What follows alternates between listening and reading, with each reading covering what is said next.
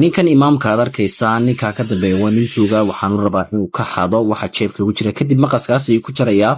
koofiyadiisaas ay madaxa saarinaya salaada ayuu sii wadanayaa si aysan u arkin dadka kale la tukanaya kabacdi aayar ayuu sujuudayaa imaamku salaada ayuu ka baxayaa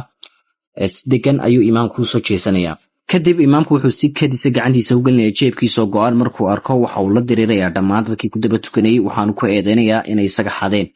kadib iyagu dib ay iskugu noqonayaan ninkii ka xadayna uu istabaalinaya oo iska dhigaya nin ducaysanaya waxaanu ku odhanayaa dhammaantood maxaa dhacay kadib odaygaas weyn ayaa ku eedeynaya labada u dhow inay xadeen kadib imaamku wuxuu odhanayaa aniga og mid ka xaday anigaana soo saari doona kadib imaamku wuxuu ka shakinayaa odayga weyn odayguna wuxuu ku andacoonayaa inuu yahay oday qof weyna oo gadh leh kadib odayga duqa waxa uu ku qancinayaa imaamka inuusan isagu ka qaadin balse imaamku uu aamini weynaya wuxuuna ka odhanayaa adaan ku baadhaya waana kaa raadinaya kadib imaamkii wuxuu amrayaa inuu odaygii sare kaco odayguu sare kacaya wuxuuna isku diyaarinayaa in la baadho odaygii waa la baadhayaa kadib odayga duqa waxba waa laga weynayaa waana la fasaxayaa waxaana lagu xijisiinayaa midkii ku xigay waxaana loo baadhayaa sidii loo baadhay odayga kadib ninka tuuga aad ayuu u naxsan yahay waxaanu isleeyahay ama lagaa helaa telefoonka kadib imaamku wuxuu amrayaa inuu ninka tuuga sare kaco si loo baadho imaamku wuu baadhayaa kadib marka la baadho ninka tuuga waxba waa laga weynayaa waana la fasaxayaa waxaana lagu xijisiinayaa midkii ku xigay kadib cunuga yar ayaa la baadhayaa isagana sidaa daraaddeed waxba laga weynayaa sidii saddexdii hore waxaana lagu xijisiinayaa midkii ugu dambeeyey oo imaamku ka shakisan yahay inuu yahay midka qaaday kadib imaamku aad ayuu ugu qaylinayaa waxaana ku dhahay adiga ayaa ugu dambeeyey kuwii kaloo dhan waa laga soo waayey kadib ninkan aayar ayuu iska dhaafayaa intaa kadib imaamka aad ayuu u fikirayaa waxaanu rabaa inuu helo alaabtiisii odaygan ayaa kusoo durkaya waxaanu ku dhahayaa aniga ayaa fikrad ku haya